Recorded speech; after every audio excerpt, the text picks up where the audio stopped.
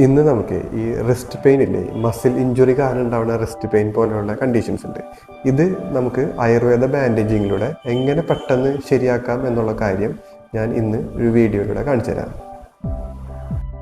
അപ്പോൾ ഇന്നത്തെ case football കളിച്ചിട്ട് വന്നിട്ടുള്ള ഒരു ഇഷ്യൂ ആണ്.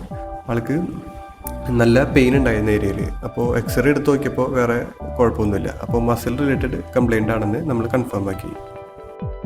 യൂസ് ചെയ്തത് മഹാനാരായണ തൈലാണ് ഇന്നിവിടെ യൂസ് ചെയ്തേക്കണേ. അപ്പോൾ എന്തുകൊണ്ട് ഈ തൈലം യൂസ് ചെയ്തെന്ന് വെച്ചാൽ ഇതിൽ നമുക്ക് ആൻറ്റി ഇൻഫ്ലമേറ്ററി ആക്ഷൻ ഉണ്ട്, മസിൽ റിലാക്സിങ് ആക്ഷൻ ഉണ്ട്, കൂടാതെ ബ്ലഡ് സർക്കുലേഷനെ ഇമ്പ്രൂവ് ആവാനുള്ള പ്രോപ്പർട്ടി ഉണ്ട് ഈ തൈലത്തിൽ.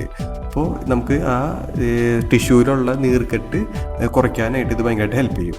ഓയിൽ അപ്ലൈ ചെയ്തതിന് ശേഷം നമ്മൾ നാഗരാതി മർമ്മലേപ്പവും അതിൻ്റെ ഒപ്പം തന്നെ കുറച്ച് പുളി, മുരിങ്ങ, എരിക്ക് എന്നീ ഇലകളൊക്കെ ഉപയോഗിച്ചിട്ടുണ്ടാക്കിയ ഒരു പേസ്റ്റ് ഇവിടെ അപ്ലൈ ചെയ്ത് കൊടുക്കുകയാണ് ഒരു ഗോസ് ഉപയോഗിച്ചിട്ട്.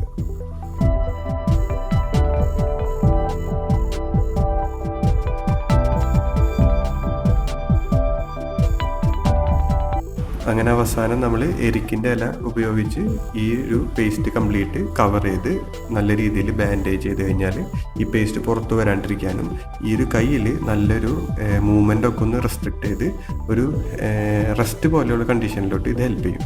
കൂടാതെ ഉണ്ടായിരിക്കുന്ന ഡാമേജ് ഉണ്ടല്ലോ, മസിൽ ഉള്ള ഡാമേജ് പെട്ടെന്ന് റിക്കവർ ചെയ്ത് നോർമൽ ആവാനായിട്ട് ഇത് ഹെൽപ്പ് ചെയ്യും. ഒരു 1 to 2 days ഈ രീതിയിൽ ഇത് ടൈ ചെയ്ത് വെക്കണം.